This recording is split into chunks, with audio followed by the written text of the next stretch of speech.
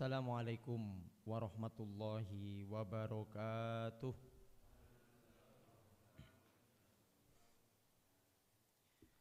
Alhamdulillahirabbil alamin.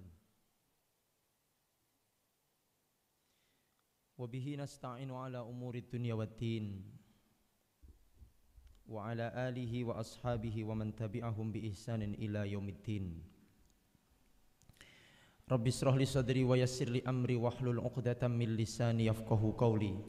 Subhanaka la ilma lana illa ma 'allamtana.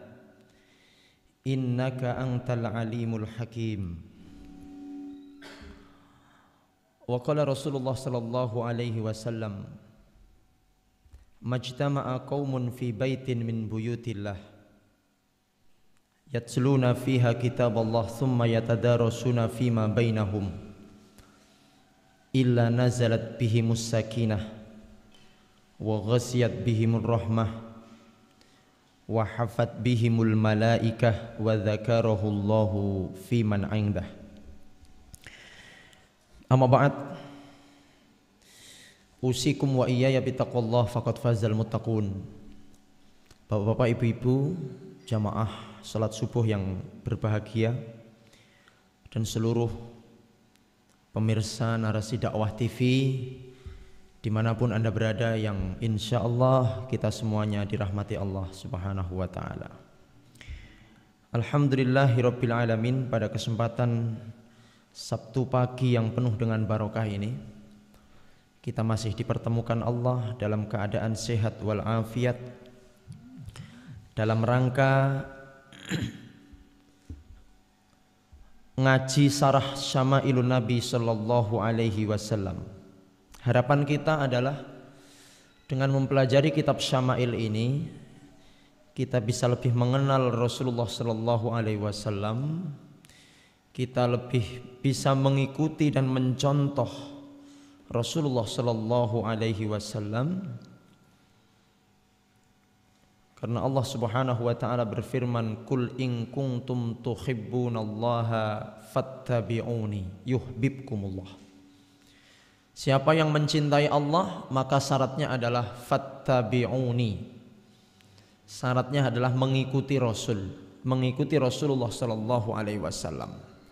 Jadi kita ini tidak dikatakan mencintai Allah selama kita belum mengikuti apa yang telah Rasulullah contohkan dan apa yang telah Rasulullah ajarkan kepada kita. Oleh karena itu hadirin, alhamdulillah kita bisa memulai kembali kajian kita kitab Syama'il setelah kita beberapa pertemuan libur, dan insya Allah tentunya tetap dengan menerapkan protokol kesehatan juga kita membatasi kehadiran juga. Oleh karena itu semoga nanti juga yang menyimak dari rumah selalu diberikan keberkahan oleh Allah Subhanahu wa ta'ala dan tidak ngantuk. Lek ndelok ning HP iki gampang ngantuk. Wong sing ning masjid gampang ngantuk, apa ning sing melototi HP ngoten nggih. Nggih, mugi-mugi mboten ngantuk. Eman-eman dadak ngenteni sok setuneh. Baik. Insyaallah semoga Allah selalu berikan kita kesehatan, keamanan, dan kita semuanya insyaallah menjadi orang-orang yang memperoleh kebahagiaan dunia dan akhirat. Amin ya rabbal alamin. Baik. Kita lanjutkan. Insyaallah hari ini kita akan masuk bab ke-21 dari kitab Syama'ilun Nabi sallallahu alaihi wasallam karangan Abu Isa At-Tirmidzi rahimahullahu taala rahmatan wasi'atan. Babu ma jaa'a fi jilsati Rasulillah sallallahu alaihi wasallam. Berkata muallif, berkata penulis kitab Syama'ilun Nabi sallallahu alaihi wasallam, Syekh Abu Isa Muhammad bin Isa At-Tirmidzi, beliau menuliskan judul Babu ma jaa'a fi jilsati Rasulillah, menerangkan tentang bagaimana duduknya Rasulullah sallallahu alaihi wasallam. Jadi pada kesempatan pagi hari ini kita akan membahas bagaimana duduknya Nabi Muhammad sallallahu alaihi wasallam, yang insya Allah apabila kita ikuti cara duduk ini dengan mengharap ridho Allah subhanahu wa ta'ala, maka kita akan mendapatkan pahala sunnah, hadirin yang dimuliakan Allah dan seluruh pemirsa. Di pertemuan terakhir kita telah menyampaikan bahwa ada 3 macam duduk ibadah. Yang pertama disebut dengan duduk iftirosh. Duduk iftirosh ini seperti yang Anda lakukan ketika tahiyat atau tasyahud awal. Ketika panjenengan tasyahud awal, di mana kaki kiri kita berada di bawah, di bawah pantat, ya. Kemudian kaki kanan ini dipancatkan ke tanah, atau kalau tidak dipancatkan juga tidak ada masalah. Kemudian yang kedua disebut dengan duduk tawarruk. Duduk tawarruk itu seperti ketika panjenengan di tasyahud akhir, kaki sebelah kiri dimasukkan, ya, seperti jenengan tahiyat akhir, tasyahud akhir itu di bawah. Kalau tadi tawarruk itu iftirosh itu diduduki, maka kalau tawarruk ini dimasukkan, tidak diduduki lagi, tapi pantat kita langsung menyentuh tanah, itu namanya duduk tawarruk. Ada juga yang ketiga adalah duduk tarobuk. Duduk tarobuk itu adalah duduk yang seperti yang Anda lakukan sekarang ini, silo, niki namanya duduk tarobuk. Ya, jadi Rasulullah SAW juga sering melakukan duduk semisal ini, duduk tarobuk namanya. Tayyib. Sekarang hadirin, coba kita masuk ke hadis yang pertama di bab ini, hadis nomor 127. Ya, hadis nomor 127. Qala al-muallif haddatsana Abdu bin Humaidin qala haddatsana Affan bin Muslimin qala haddatsana Abdullah ibnu Hasan an jaddataihi an Qailata binti Makhramah. Jadi hadis ini nanti yang meriwayatkan adalah sahabat ya, atau sahabiah, berarti perempuan ini. Jadi yang meriwayatkan hadis ini perempuan. Jadi ternyata pada saat itu perempuan boleh meriwayatkan hadis, Pak. Karena sebelumnya, sebelum Islam didatang itu, perempuan itu sangat tidak berharga, mboten wonten harga diri, tidak punya kimah, tidak punya harga diri sama sekali. Kemudian Islam datang mengangkat derajat perempuan sampai-sampai bisa meriwayatkan hadis. Bayangkan, jenengan mawon Pak, mboten saged ngriwayatne hadis. Lah niki Qailah niki saged ngriwayatne hadis, nggih bejane jenengan. Jenengan lahir di zaman ngeten iki, zaman now, nggih. Zaman now. Tapi umpama jenengan lahir zaman Nabi pun kayaknya ya ora ngarah lek ngriwayatne hadis. Ya lek kualitas seperti kita begini, ya Allah, sering sok ngapusi, sering lali, nggih. Jenengan sering supe napa mboten? Ayo kuwi ndak ditampa ngoten niku periwayatan hadis jenengan. Dadi lek sering lali, sering ngapusi, nggih. Ya ratek pinter ngoten niku mboten ditampa, Pak.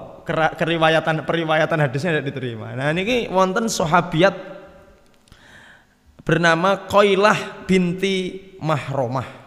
Niki sahabiah, seorang sahabat perempuan yang waktu itu masih kecil, pada saat ini masih kecil hadirin. Apa kata Qailah binti Makhramah?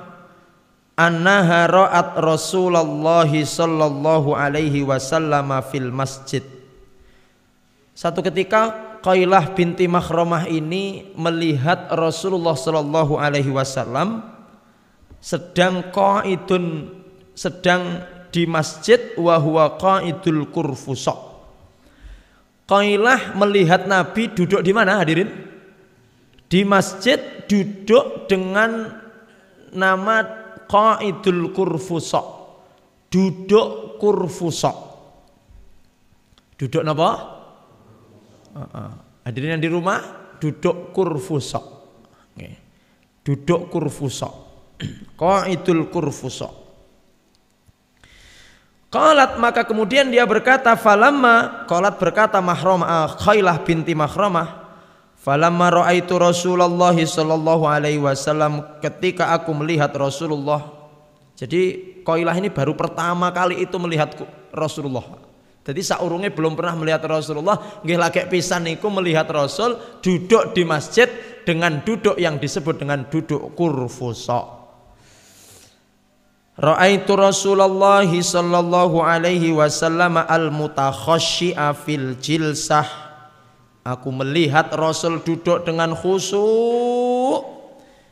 Ur'idtu minal faraq. Aku gemetar takut. Saat ini ngapunten, si Khailah ini ketika melihat Rasul duduk itu pun dari belakang niku ndredeg krana wedi. Pertanyaannya kenapa kok ndredeg melihat Rasul? Enggak, insya Allah nanti kita terangkan. Nah, niki wonten apa jenenge ngeten iki? Nggih napa namine niki? Lumpia, sampai ngantuk kebacut gitu. Namanya lek ngantuk lomboke kletak ya Pak nggih. Jadi lek mangke saja ya rodok terbang ke alam mimpi, lombok nggih, lomboknya dikletak. Nah. Baik. Pun, saat ini pelan-pelan ya kita bahas hadisnya pelan-pelan. Monggo fokus. Kalau ngantuk minum kopi atau napa niku, wedang abrit niku.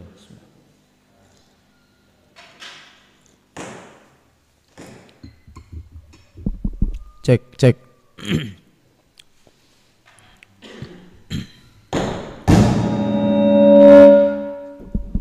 Cek nggih, sampun. Bismillah.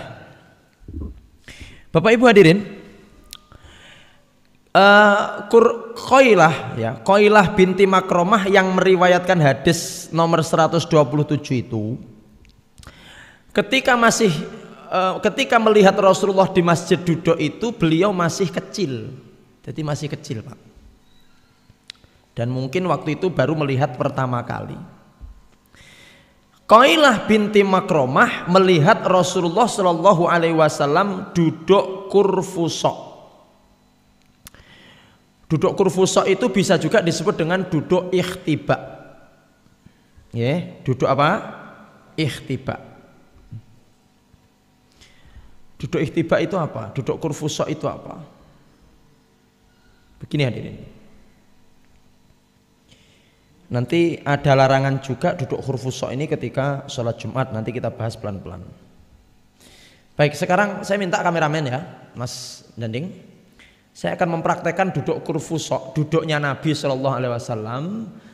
Ya, Rasulullah ini kalau di masjid ini duduknya namanya duduk kurfusa. Ya, Bapak Ibu, duduknya namanya duduk apa? Kurfusa. Jadi duduk kurfusa ini ada dua. Monggo kita simak, kita perhatikan.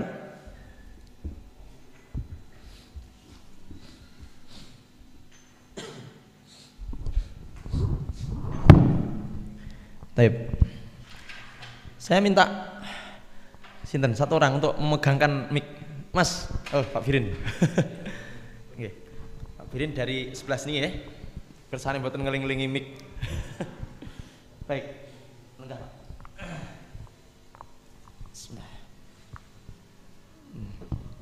Jadi duduk kurfusa itu Bapak Ibu hadirin yang dilakukan oleh Nabi itu adalah ada dua. Yang pertama itu adalah dengan seperti ini. Seperti ini, ya. Ini duduk kurfusa, ya, seperti ini. Baik, ibu-ibu bisa melihat ya Bu?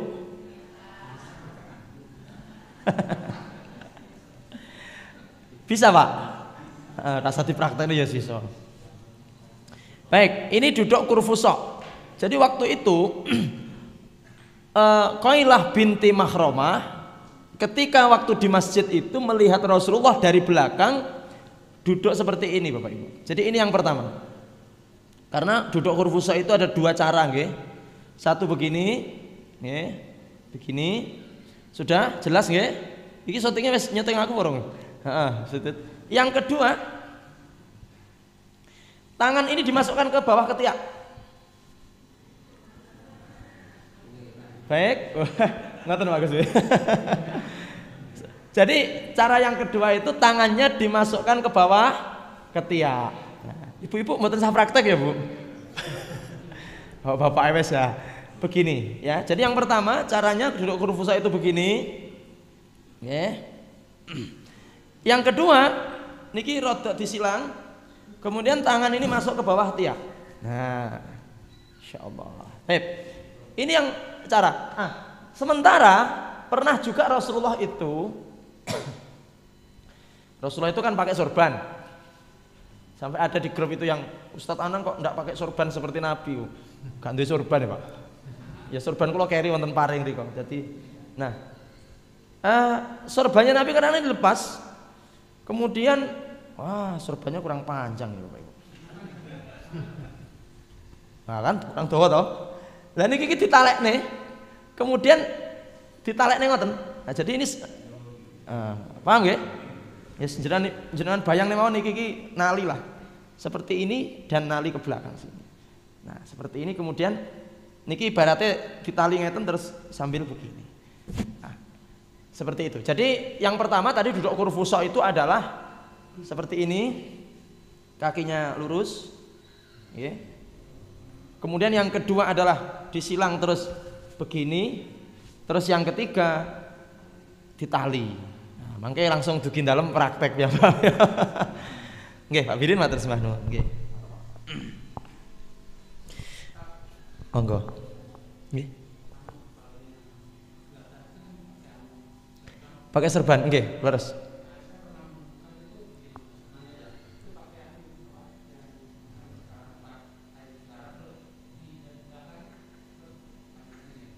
Betul, sama. Karena gini, begini hadirin. Saya dap.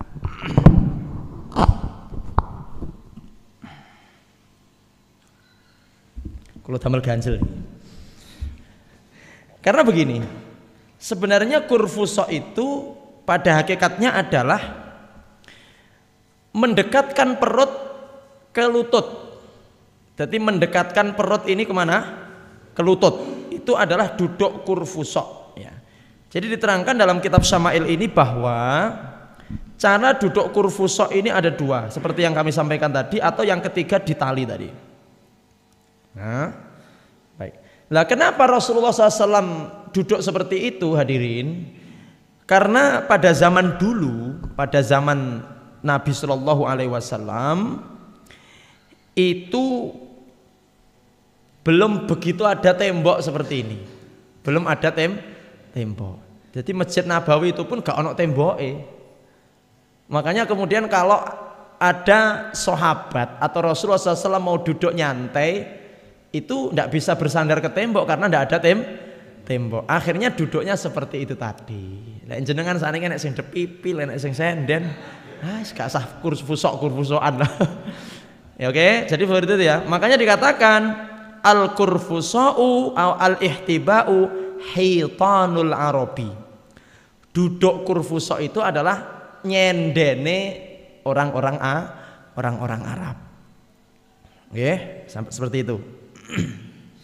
Nah, pemirsa Narasi Dakwah dan hadirin yang dimuliakan Allah Subhanahu wa taala. Kemudian yang berkenaan dengan duduk kurfusa ini, ternyata sekarang ini para pakar kesehatan itu meneliti, Pak. Ternyata duduk kurfusa itu banyak sekali manfaatnya. Banyak manfaatnya hadirin. Kalau panjenengan membaca atau melihat tayangan-tayangan di YouTube itu, video-video ilmiah itu, paling tidak kurfusa ini sangat bagus untuk orang-orang hamil.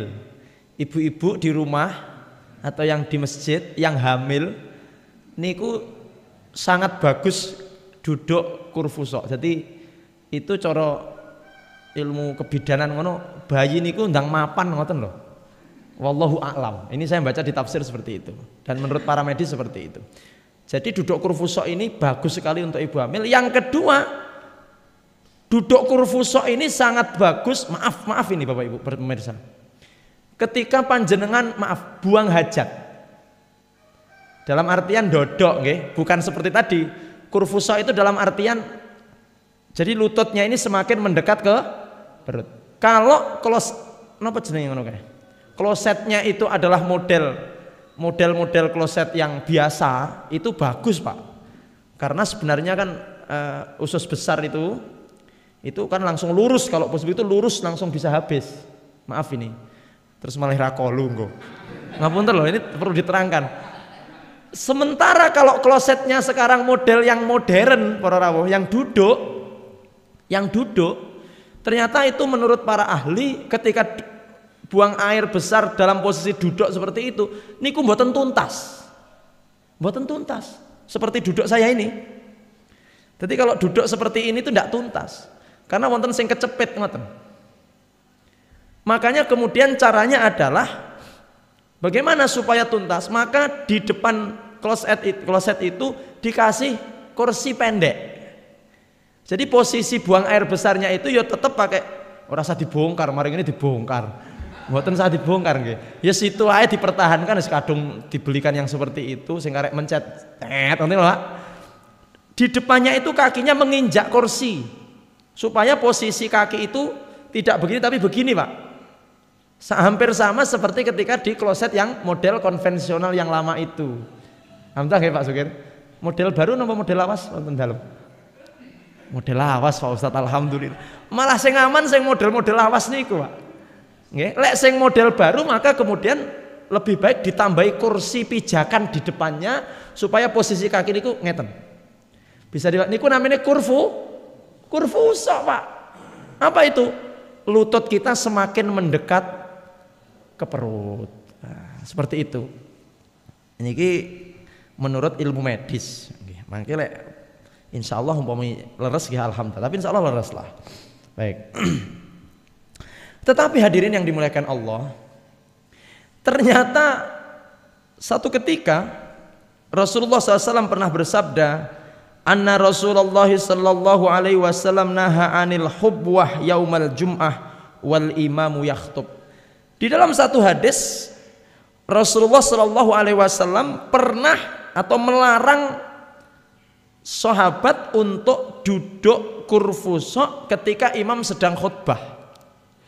Jadi ngapunten, model duduk yang kayak tadi itu oleh Rasulullah dilarang ketika sedang mendengarkan apa? Mungkin juga pas ngaji ngeten iki, Pak. Maaf, ini memang ikhtilaf di antara ulama. Di antara imam 4 madzhab itu yang tegas memakruhkan, makruh niku dalam artian larangan makruh adalah Imam Asy-Syafi'i radhiyallahu taala rahimahullahu taala anhu.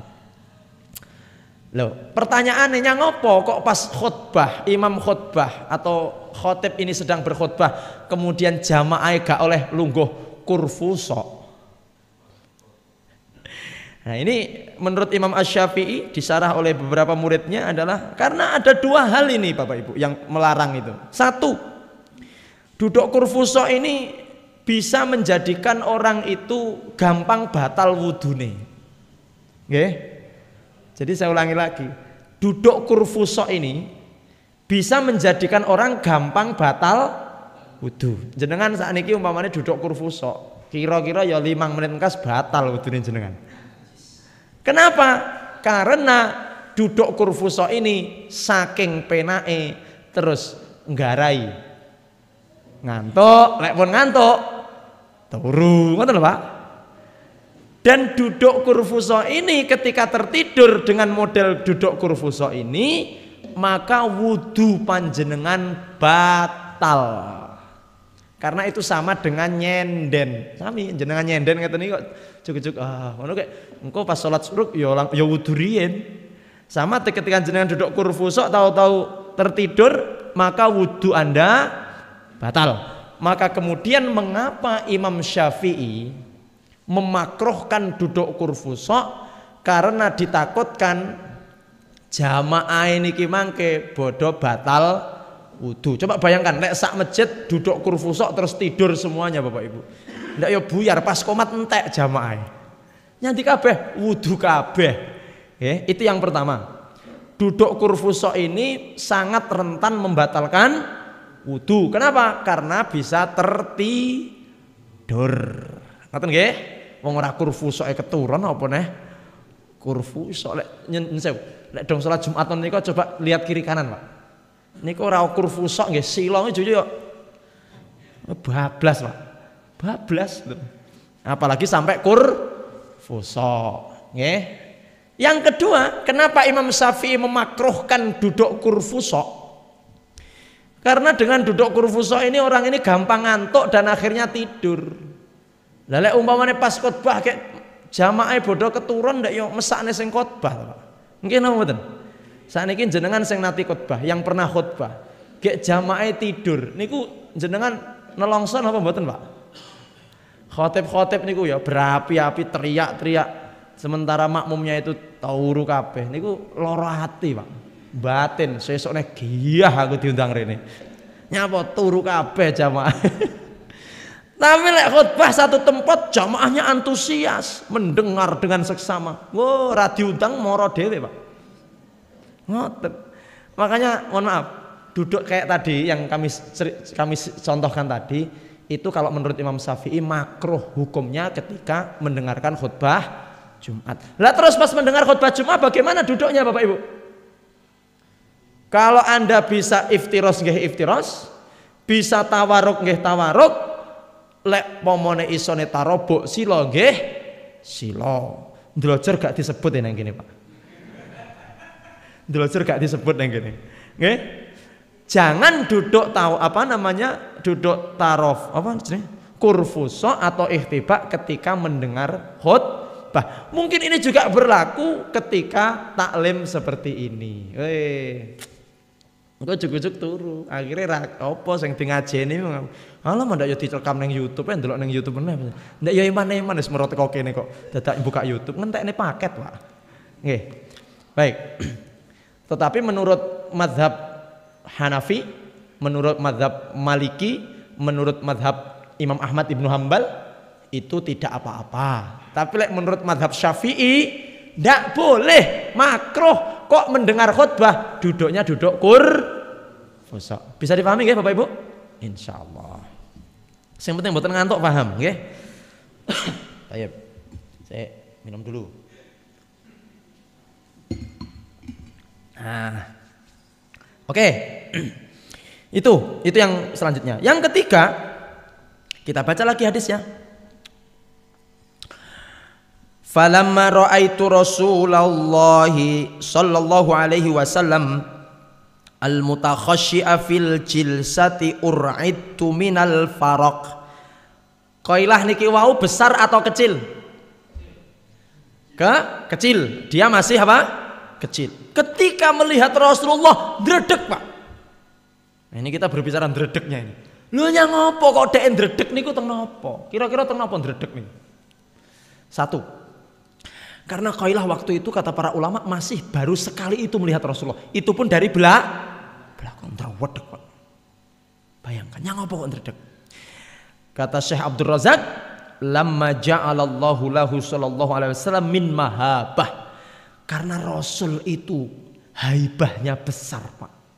Napa haibah niku? Wibawa. Rasul niku Masya Allah. Wibawanya itu luar biasa, Pak. Beda kalau wong zaman saiki. Nyun sewu, jenengan lek panggih kula ndredeg napa mboten, Pak? Kula ki ndredeg lek panggih panahnya ndredeg. Wibawa sekali. Nabi Muhammad niku, Pak, kalau ada orang baru pertama melihat Rasul, langsung redek ra karu-karuan. Bahkan ada seorang sahabat yang baru melihat Nabi itu ketika datang mau bertemu Nabi itu melangkah berhenti. Sak jangkah mandek, saking dredeke melihat pancaran kewibawaan Rasulullah sallallahu alaihi wasallam. Seperti jenengan arep panggih presiden ndredeg ngoten. Mboten. Kurang tahu. Hadirin yang dimuliakan Allah, Bapak Presiden akan segera masuk ke ruangan. Wah, ndredeg. Lho iku cethuk presiden ndredeg. Apa neh panggih baginda Nabi. Haibahnya besar. Yang baru ketemu langsung ndredeg, Pak. Ndredege karena wibawa. Yang sudah setiap hari ketemu para sahabat, padahal bendinten loh, sholat 5 waktu mesti ketemu Nabi. Setiap ketemu Nabi niku luar biasa, merasakan pancaran wibawa yang hebat niku Rasulullah. Makanya bocah cilik ki mengkomburi, padahal Pak belum dari lagi melihat punggung beliau yang mulia SAW sampun ndredeg, belum melihat wajahnya. Maka kemudian Rasulullah SAW berkata, ya miskinah alaikis sakinah. Dikatakan para sahabat, Nabi, teng wingking jenengan iku wonten bocah cilik ndredeg. Baru melihat jenengan dari belakang sudah ndredeg. Langsung beliau mengatakan, ya miskinah alaikis sakinah. Hei cah cilik, tenang. Akhirnya bar dawuh ning ngoten, bocah ndredeg niku langsung menjadi tenang. Mungkin jenengan nek qadarullah panggih mungkin ya ora mek terus ndredeg, semaput paling Pak. Saking wibawanya yang sangat besar. Langsung dikatakan ya miskinah, cah cilik, alaiki sakinah, tenang, ojo ndredeg. Langsung hilang rasa takut. Niki adalah hikmah atau pelajaran dari hadis yang kita baca di nomor 127. Nggih, sampun bisa dipahami nggih insyaallah yang ini. Siapa tadi sahabiah kecil tadi? Qailah binti Makhramah. Baik. Sekarang kita masuk ke 128. Haddatsana Sa'id bin Abdurrahmanil Mahzumi. Menceritakan kepada kami Sa'id bin Abdurrahman Al-Mahzumi. Wa ghairu wahidin qalu, mereka berkata haddatsana Sufyan, menceritakan kepada kami Sufyan ani Zuhri, dari tabi'in yang bernama Zuhri, an Abbad bin Tamimin an ammihi, dari pamannya Tamim ini, pamannya Abbad ini sahabat. Dia mengatakan annahu ra'an nabiyya sallallahu alaihi wasallam, bahwa pamannya Abbad ini satu ketika melihat Nabi Shallallahu Alaihi Wasallam mustalqiyan fil masjid wadi'an ihda rijlaihi alal ukhra. Satu ketika pamannya Abbad ini melihat Rasulullah Shallallahu Alaihi Wasallam di masjid mustalqiyan. Mustalqiyan niku anu Bapak Ibu pemirsa, mustalqiyan niku tidur terlentang. Nek cara ngriki napa namanya? Mlumah. Nggih, ngletak. Sallallahu alaihi wasallam waktu itu berbaring mlumah. Mboten murep, mboten miring, tapi mlumah. Mlumah itu dalam artian menghadap ke atas. Mustalqiyan aina ma'ala qafahu wadi'an ihda rijlaihi 'alal ukhra. Terus Rasulullah SAW menaruh kakinya di atas yang lain. Nah, ini prakteknya piye? Coba saya minta anak-anak, siapa yang pakai celana ada? Atau yang coba tidak apa-apa pakai sarung, silakan. Ayo, Mas siapa ini? Bagus. Sampean rangkepan pora? Wah, gak rangkepan ya.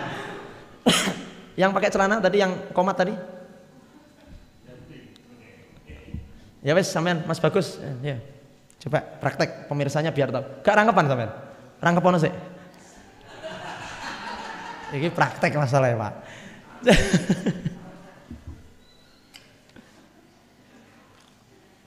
Saya mau minta Pak Tukiar untuk praktek ya gak penak. Baik. Nanti kita praktek ya di sini. Bagaimana? Satu ketika pamannya Abbad ini melihat Rasulullah mustalqiyan fil masjid wadi'an ihda rijlaihi 'alal ukhra. Ya. Tidur terlentang sambil menaruh kakinya di kaki sallallahu alaihi wasallam yang mulia di atas yang lain. Ya, biar ganti celana. Ya. Nah, ini mboten duduk, Pak, tapi apa? Berbaring. Sudah, Mas, bagus. Monggo silakan. Kamera roll on. Ini Mas. Wis rangkepan iki. Tenanan. Engko rung rangkepan. Yes. Yuk, silakan duduk. Satu ketika hadirin, pamannya Abbad ini melihat Rasulullah Shallallahu Alaihi Wasallam mustalqian. Ratu ngalor. Syutingnya ra kena. Ya, terus. Ini mustalqian. Fawadha'a rijlahu 'alal ukhra. Rasulullah SAW ini menaruh salah satu kakinya di kaki yang lain. Ini ada dua model. Satu, kamu menaruh kakimu di atas yang lain. Pernah begini Pak? Nah, Rasulullah juga pernah begini, ya? Seperti ini. Jadi satu ketika pamannya Abbad ini pernah melihat Rasulullah SAW mustalqian, kemudian menaruh kaki beliau yang mulia sallallahu alaihi wasallam di atas yang lain. Masya Allah. Karo diobani didik. Karo diobani didik. Orang ngono yuk. Maksudnya nyantai lho Gus. Nah, baik, itu yang pertama. Yang kedua, bisa jadi dengan menekuk kaki beliau sallallahu alaihi wasallam, tekun. Wis rangkepan toh? Oh iya wis rangkepan. Sambil menaruh satu kakinya di kaki yang lain. Ayo, taruh. Nah, Masya Allah. Nyantai ya. Kata anak muda sekarang santuy ya. Seperti ini, Masya Allah. Penak ini. Alhamdulillah. Begini. Jadi Rasulullah SAW, nah ini yang dilakukan oleh Rasulullah SAW ketika dilihat oleh pamannya Abbad. Nama mustalqian. Beliau tidur dalam keadaan tidak tidur, tapi ya hanya posisinya begini aja. Mustalqian. Kemudian salah satu kaki beliau SAW yang mulia numpang di kaki yang lain. Yang pertama tadi gimana Mas? Coba. Yang kedua gimana? Masya Allah. Oke? Yes. Sampean ratau ngene to turmu. Murep loh. Terima kasih Mas Bagus. Ora rasanya nyanti neng kene. Engko enek contohnya gen penak. Baik. Ngaten nggih? Jadi nama mustalqian, apakah bisa jadi kakinya itu diselonjor nih, kemudian yang satu ditumpang nih ngeten, atau bisa jadi biiqamati ihdal qodama ini dengan menegakkan satu kaki sementara yang lain ditumpang nih di kaki yang lain. Kenapa Bapak Ibu orang itu melakukan seperti itu termasuk Rasulullah sallallahu alaihi wasallam? Wa hadhil hay'ah, kata Syekh Abdul Razak, yaf'aluhal insanu ahyanan lirrohah. Manusia itu melakukan hal demikian termasuk Rasulullah SAW untuk rohah, itu untuk istirahat, untuk nyegerne badan. Jadi jenengan kalau capek ngantuk nyopir nggih, nyopir kok set ngantuk atau ngantuk banget, segera berhenti, kemudian cari rest area, tidur dengan seperti itu. 5 menit insya Allah kekuatan pulih kembali, bisa nyetir lagi untuk 2-3 jam ke depan. Oh jadi paksa Pak, nyetir karo turu, kengko metu koril nih kemarin. Jadi istirahat, walaupun hanya sekejap dengan metode seperti itu tadi. Lirrohah, untuk nyantai. Walaisat hayatan ma'lufatan yaf'aluhal insan ibtidaan falidzalika la tuf'al ghaliban fil majami'. Tapi sing model ngoten niku nyun sewu, posisi seperti itu gak tek pantes lek dilakukan ketika banyak mosok jenengan ngaos niki ojo yo ngluwetak terus ngoten niku. Ya ora pantes. Tetapi hal posisi seperti itu innama yaf'alu hal insanu idza kana khalian fil masjid au fi ghairihi. Posisi tidur seperti itu tadi akan sangat pas kalau dilakukan ketika di masjid gak ono wong. Jadi pas piyambak utawa mek wong loro terus jenengan karo ngenteni napa biasanya? Maghrib ngenteni isya sambil seperti itu. Tapi lek sedang banyak orang ya tidak pas. Wa qad rawa Muslim fi sahihihi. Kita lanjut.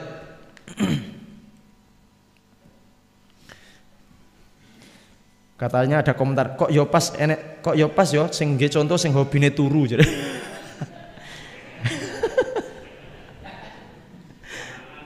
Anak muda itu jangan banyak tidur.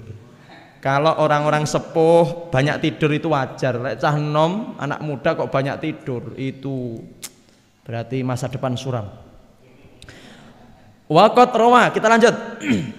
Waqat rawa Muslim fi sahihi, dalam sahih Muslim, an Jabir. Makanya saya sering sampaikan, anak-anak muda habis subuh aja turu. Habis subuh itu jangan tidur, baik anak muda maupun anak tua. Orang tua. Orang tua jangan tidur setelah subuh, apalagi anak muda. Bu, jangan menikahkan putri jenengan dengan pemuda yang tiduran bar subuh. Jadi enek calon mantu datang takoni, awakmu bar subuh turun ora? Kalau dia suka tidur, ndak masuk. Aku golek sing gak tahu turu bar subuh. Masya Allah. Karena waktu subuh itu bukur, barokah Pak, barokah. Makanya ketika subuh kita sudah siap bangun, setelah subuh itu ngaji bareng ngono, mbuh nyapu, mbuh resik-resik omah, mbuh ngepel dan sebagainya. Sing ibu-ibu masak estreng-estreng sambil nyetel narasi dakwah. Oh, itu barokah itu. Masya Allah. Oke, kita lanjut. Dari Jabir, hadis ini yang meriwayatkan sahabat yang bernama Jabir bin Abdillah radhiyallahu anhu, anna Rasulullah sallallahu alaihi wasallam naha an istimalis samma wal ikhtiba fi thawbin wahid wa ayyarfa'ar rajulu ihda rijlaihi 'alal ukhra wa huwa mustalqin 'ala dhahri. Loh, ini kok ada hadis yang berseberangan, kontradiksi. Loh, tadi katanya Rasulullah SAW duduk ikhtiba, Rasulullah SAW terlentang sambil mengangkat kaki di atas yang. Loh, kenapa kemudian di hadis yang kedua riwayat Jabir ini kok Rasulullah SAW melarang itu semuanya? Lah ngeten iki makanya hadis siji karo liyan kok iso kontradiksi, bertentangan, itu bagaimana nggih Bapak Ibu? Yang satu Rasulullah mencontohkan demikian, sementara di hadis yang lain Rasulullah apa? Melarang. Nah, maksudnya seperti apa? Kata Syekh Abdul Razak, qala ahlul ilmi fil jam'i. Akhirnya para ulama piye carane hadis loro sing ndak padha iki bertentangan iki terus dirukunno. Dirukunne, Pak. Sing iki Rasulullah mencontohkan seperti itu, tapi di hadis yang lain ndak boleh kata Rasulullah. Akhirnya dirukunno, al jam'u bainal hadisaini, menggabungkan antara kedua hadis itu, mencari jalan tengahnya hadirin.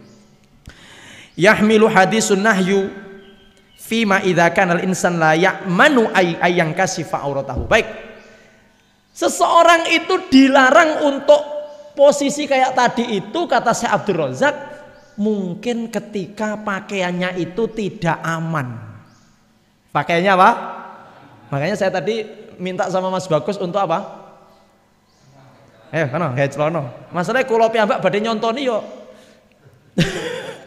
Sarungan kalau masalahnya Pak. Posisi seperti tadi kalau jenengan hanya sarungan saja, apa nih gak rangkepan, ya masuk angin Pak. Mungkin apa Pak? Cobi kaki diangkat terus ditumpang nih, oke? Jadi dileboni cecak. Bagi yang sarungan mu'tazir, orang-orang yang hanya memakai sarung, tidak dianjurkan untuk posisi kayak tadi. Termasuk ihtiba, termasuk saya ngeten niku mau. Karena memungkinkan aurat akan terlihat. Sementara orang-orang yang mutasarwilun, mutasarwil itu artinya orang yang pakai celana. Nah, yang pakai celana monggo. Makanya iki hadis ki loro ki iso ndak padha ki piye? Sitok oleh, sitok gak oleh. Maka para ulama mencari jalan tengah. Mungkin tidak bolehnya itu karena gawe sarung, terus gak rangkepan.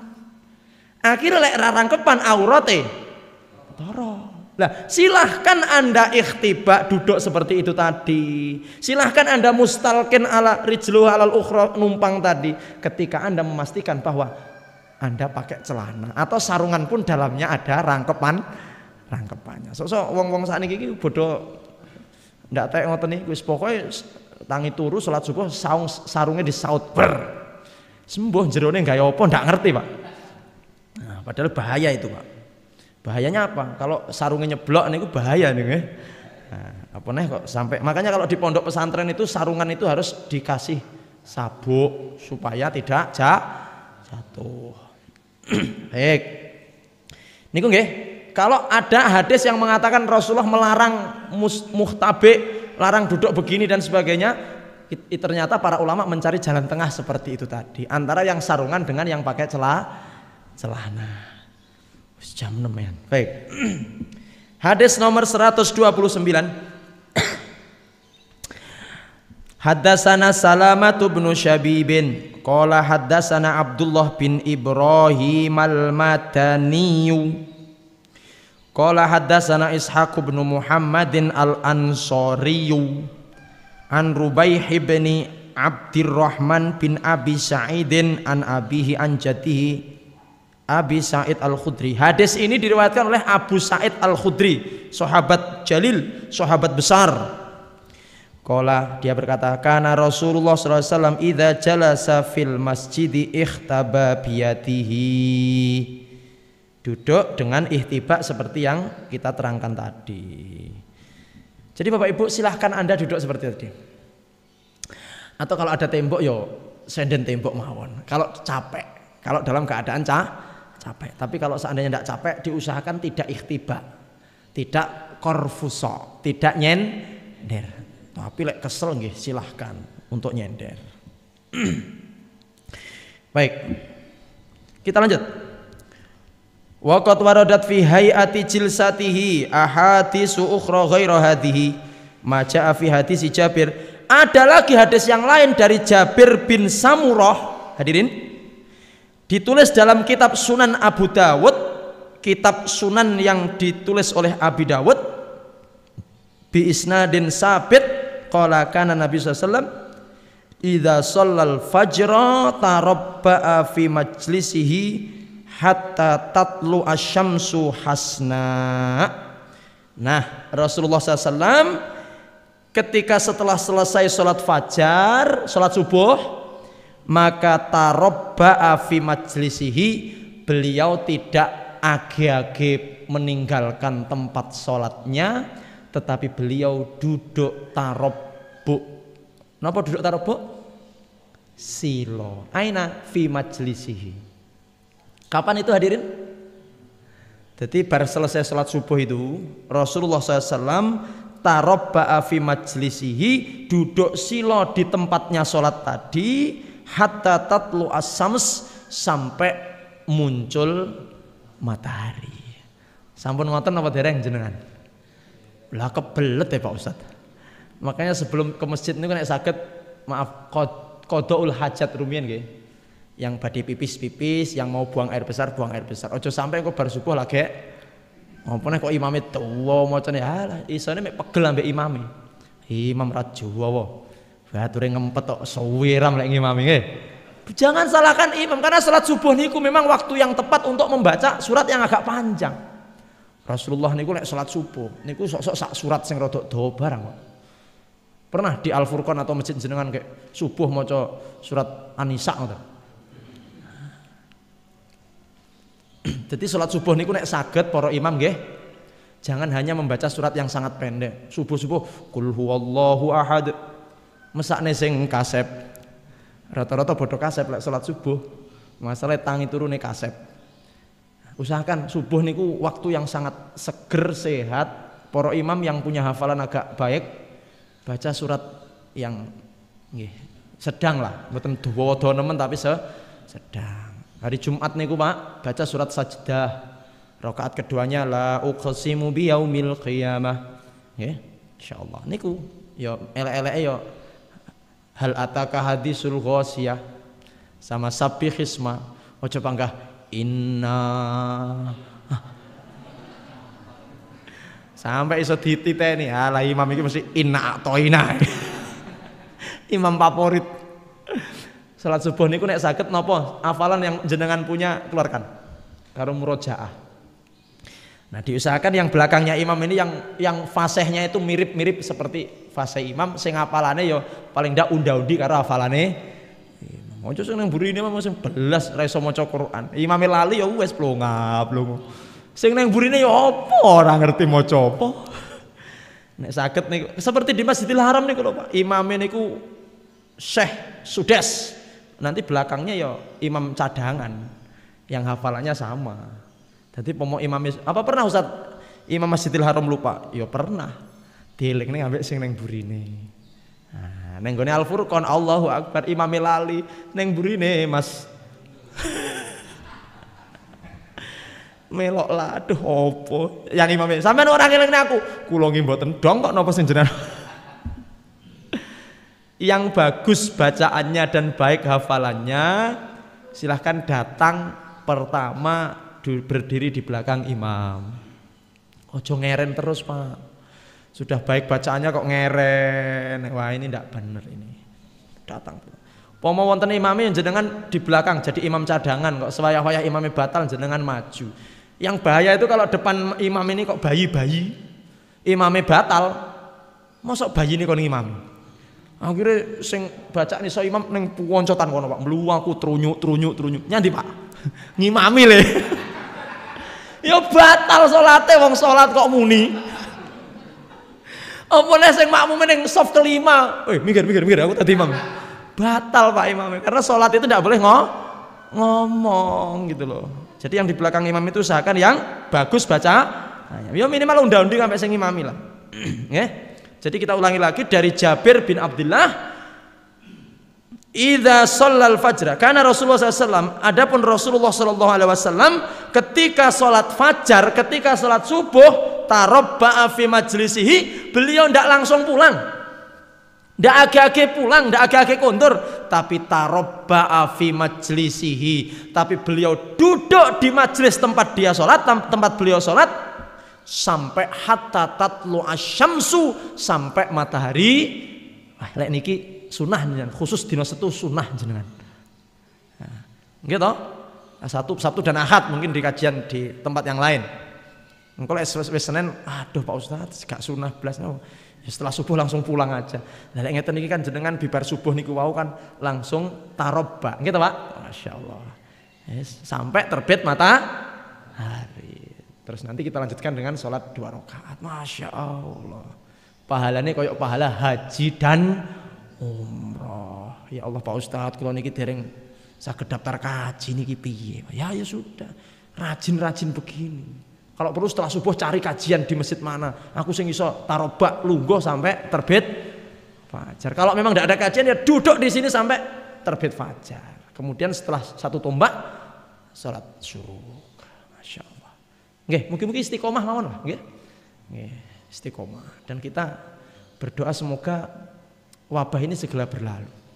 Tapi ngeten kok, ada ulama itu yang doanya itu nyeleneh Pak.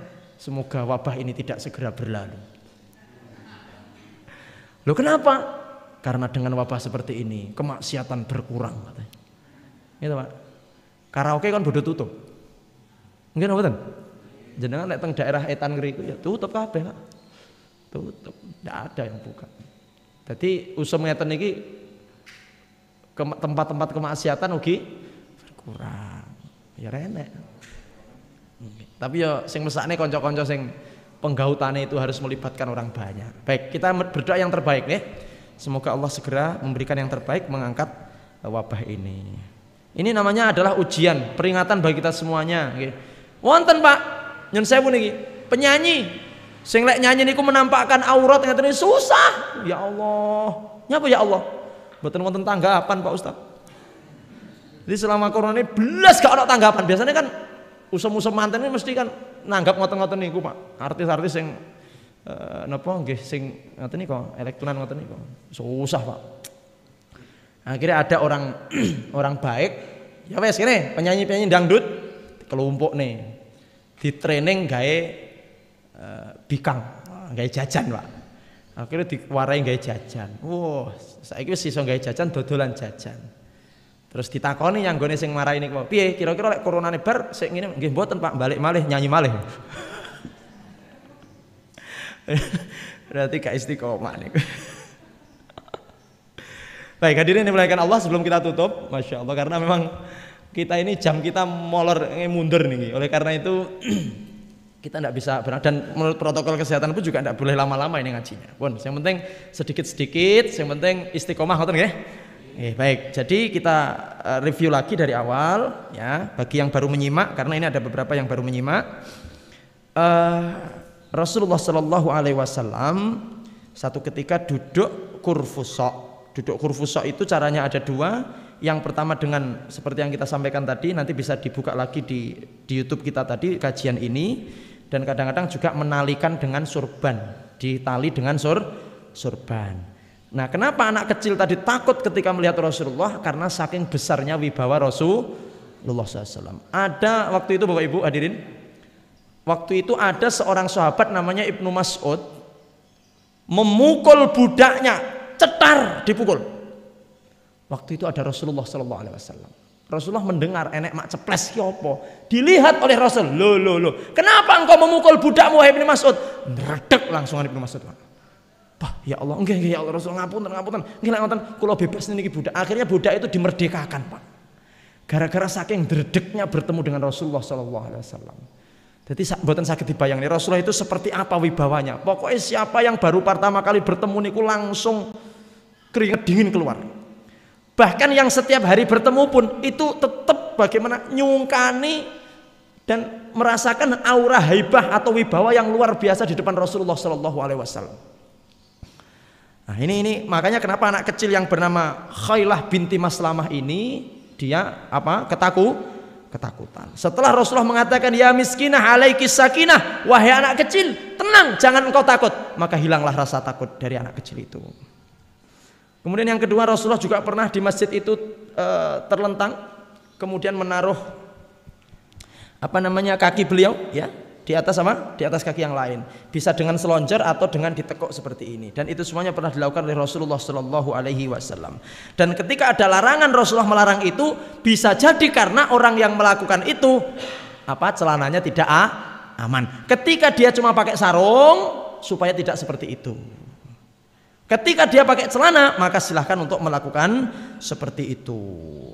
Kemudian yang terakhir adalah pelajaran yang bisa kita ambil dari pertemuan pada pagi hari ini adalah Rasulullah SAW karena Nabi SAW idza sholal fajr, ketika beliau sholat fajar beliau duduk bersila sampai matahari terbit insyaallah. Bapak Ibu hadirin yang dimuliakan Allah Subhanahu wa taala, demikian yang dapat kami sampaikan. Satu judul pada kesempatan pagi hari ini sudah kita bahas tentang bagaimana duduknya Rasulullah Shallallahu Alaihi Wasallam. Silahkan panjenengan menjadi tahu, ada duduk iftirash, ada duduk tawarruk, ada duduk tarabuk, ada duduk khurfusa, termasuk khurfusa itu adalah ikhtiba. Dan yang terakhir bagaimana ketika beliau berbaring menaruh satu kaki yang mulia sallallahu alaihi wasallam di atas kaki yang lain, baik itu dengan selonjor maupun dengan diangkat maupun ditekuk. Kemudian duduk kurfusok tadi ada beberapa manfaatnya. Yang pertama untuk ibu-ibu hamil, ya, untuk ibu-ibu hamil. Kemudian yang kedua untuk orang-orang yang sedang qada'ul hajat, membuang hajat, maka itu bisa melancarkan kotoran-kotoran yang ada dalam perut sehingga dia akan menjadi sehat insyaallah ta'ala. Amin ya rabbal alamin. Bapak Ibu yang dimuliakan Allah dan seluruh pemirsa Narasi Dakwah TV dimanapun Anda berada, terima kasih pada kesempatan pagi hari ini.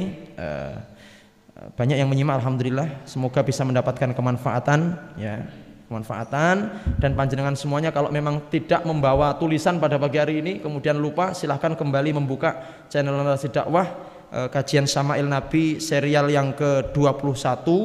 Dan harapan kita adalah semoga dengan ini semuanya kita bisa mencontoh Rasulullah, kita lebih sayang dan cinta kepada Rasulullah SAW, dan pada akhirnya kita nanti semuanya mendapatkan syafaat dan masuk surga bersama dengan Rasulullah SAW. Amin ya rabbal alamin. Untuk serial selanjutnya insyaallah kita akan mempelajari tentang bagaimana sendennya Nabi SAW, dan insyaallah kalau cukup waktunya nanti bagaimana makannya Rasulullah Sallallahu Alaihi Wasallam. Demikian yang bisa kami sampaikan. Mohon maaf atas segala kesalahan dan kekurangan.